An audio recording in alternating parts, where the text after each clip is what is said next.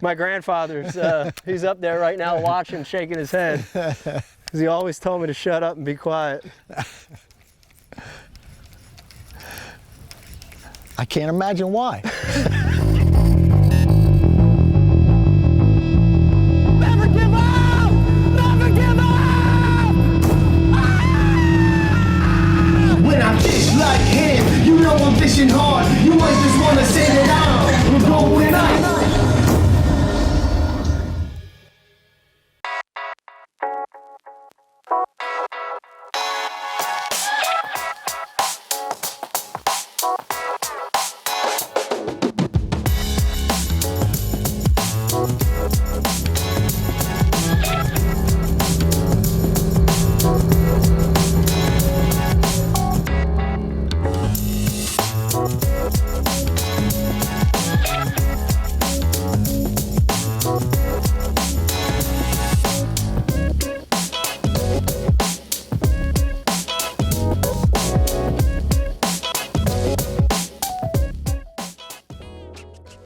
Dave, this is a treat getting to film a Going Ike with you. We have literally known each other for a really long time. I don't even think, because for embarrassment's sake, we should say how long. But we've known each other a really long time, and it's you know, to be honest with you, over the years we hadn't fished together all that much. No, unfortunately, you know, we fished in a lot of events together.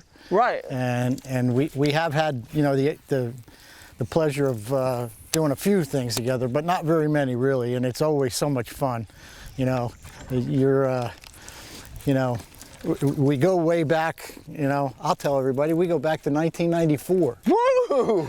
Oh, hey now. How's that? Oh my gosh. So many times we talk about finding a pattern, and we found a pattern today. Definitely. But it's not as easy as going down the bank and just throwing a jerkbait, right? No, no. There's subtleties, and you hear the term pattern within a pattern. Yep. Tell me about that, because it's obvious what's going on. It's absolutely crazy, because, you know, in the past few days, past few weeks, we've caught, all the fish have been in the bushes. It was so much fun. You just 25-pound test, flip in there, catch them, you know, and they were all up close to the bank. But today, and miraculously, it's like from yesterday to today, there was such a drastic change. We couldn't get a bite flipping. Yeah. You know, we got very few, but, you know, a few key signs turned us on to the jerkbait bite.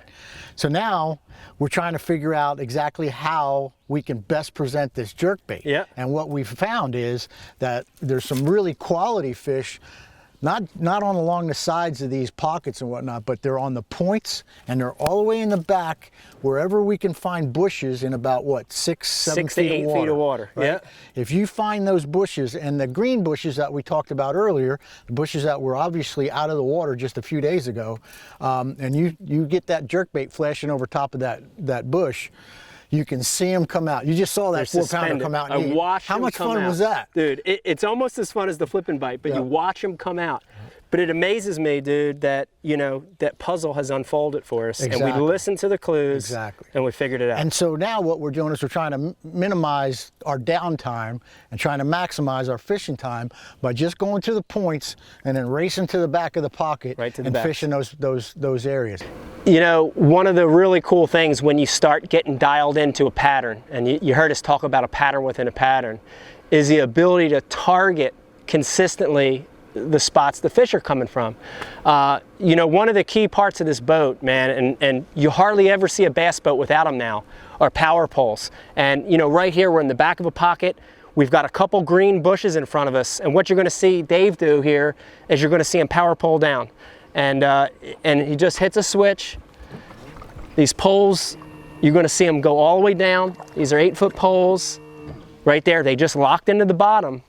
And the great thing about that is now we can stop, we can pick apart these green bushes with a jerkbait or flipping, and not blow past them, right? You know, the wind's blowing. If you catch one, you're fighting it, you tend to blow past it. Power poles, when they're deployed, hold you in a spot, and you can fish that spot more effectively. Today, it's all about the green bushes. Without those poles, we'd be in big trouble.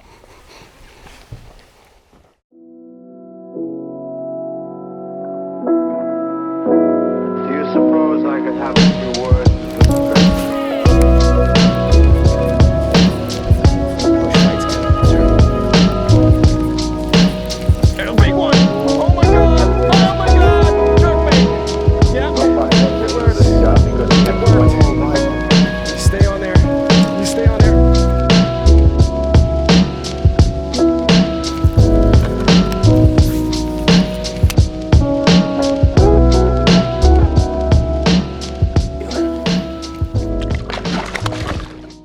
Now I want to get into something, which is we're both from New Jersey, Right. and you mentioned fishing the Federation. A lot of guys, I get this all the time. People are like, you're from Jersey. Well, how the heck did you get it? How did you get into this? How did you get good at it? There's no fishing in Jersey. Dude, talk a little bit about that, because I think people assume New Jersey's like just New York City or something. Yeah, I mean, you know, their perception of New Jersey is the New Jersey Turnpike, you know? Exit 4 and exit 3, by the way. Yeah, Thank you. yeah. I was exit 7A. Yeah. But the reality of it is, you know, there's every type of condition you can imagine there. You know, there's reservoirs that are man-made. There's natural lakes, okay, that have been there for hundreds of years. And the big, you know, wild card is all the tidal water. Tidal water. You know, and yes. you know, a lot of people don't really understand how to fish tidal water, but if you're from Jersey, you know how to fish tidal water. So we, you know, and you know, we have grass lakes and we have a lot of structure lakes, and you know, there's pretty much everything that you can encounter anywhere else in the country is there. Yeah. Now I also want to brag on you just a little bit. We off camera a little while ago we were talking about it. A few years back, you got to, oh gosh, another early release.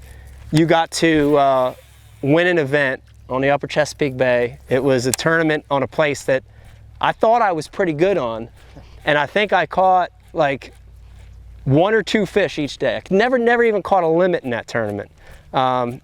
You won that. I know that was a big moment in your career as a fisherman. Talk a little bit about that, because it was cool for me to watch it. I sucked ass, but I'm so glad you won, and I liked watching it.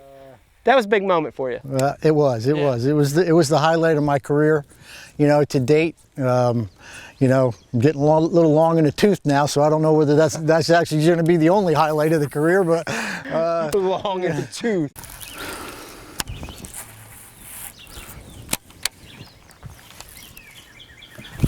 God, I missed another one.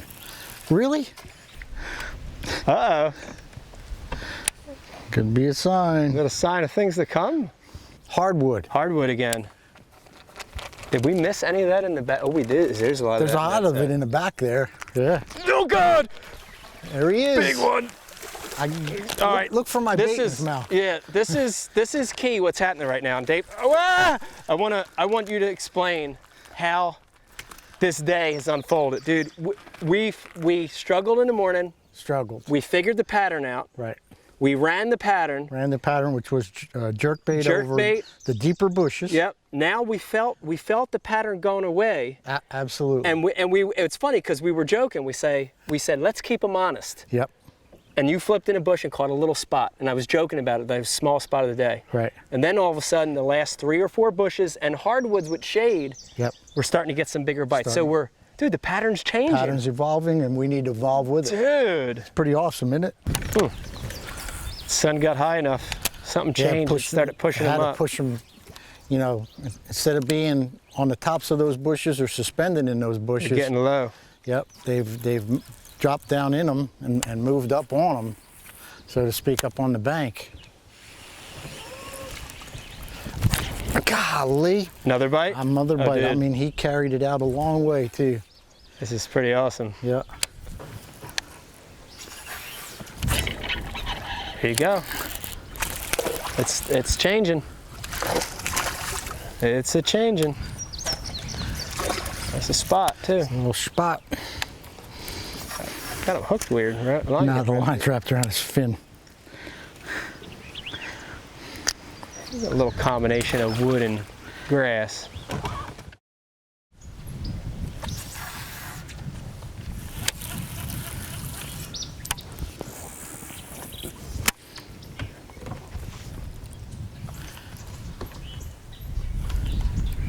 And a big one! Oh my God! Oh my God! You know, this is flipping bushes. It's such a fun technique, but you gotta have the right equipment. You know, rod and reel. This isn't the same rod and reel I used to the jerkbait. This is Abu Garcia Ike Revo, Abu Garcia Ike rod, 8-foot, heavy action, and that's to rip them out of the grass and the bushes. I'm using 65-pound Berkeley braid. I'm using a VMC bobber stop, VMC 3/4 ounce weight, and Berkeley Power Bait Pit Boss. Looks like a little bluegill. But one of the most important pieces of equipment as we're flipping this heavy cover is that hook. And I want to show you, this is really, really key. That's a 4/0 VMC heavy gauge flipping hook, heavy duty flipping hook. And if you look at it, look, there's no flex in that hook whatsoever. You can't flex it. The other thing that's great about this hook is it's got a 2-part keeper on it. So when you side that plastic, whatever you're fishing, a beaver, a crawl, a creature, that keeper helps keep the plastic straight. And really, really great bait for flipping big ones like that out of heavy cover. Let's let this thing go. Look at that, Dave.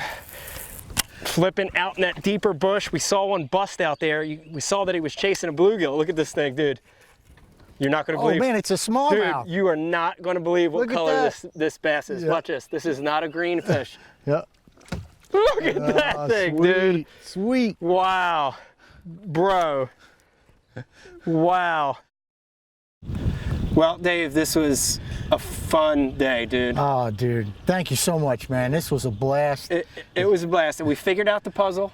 Well, you know, the most amazing thing about the day is not just fishing with a great friend, you know, and a long-time friend, is how we put the puzzle together today. How it changed, and we put it back together again. Yep. So, you know, from trying to catch them flipping and figuring that that wasn't working, getting a bite with it, chasing a bait out of a bush, going to the chatterbait, then from the chatterbait, thinking a little harder, the jerkbait was the bomb. Jerkbait was the bomb. Then it died. Right. Then back to flipping. Back to flipping. They moved back in the bushes, and this is the result, man. What a great day. Super fun day. Let's let these things go. Absolutely. Man.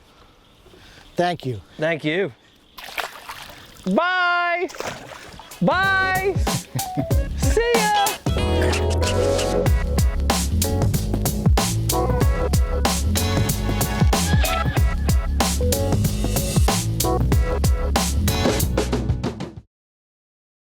For information on the product and gear used in the show, go to MikeIaconelli.com and follow me on my social feeds at Mike Iaconelli. And if you want to help grow the sport of fishing, get kids involved. Go to theikefoundation.org to figure out information on how you can help get involved in getting kids fishing.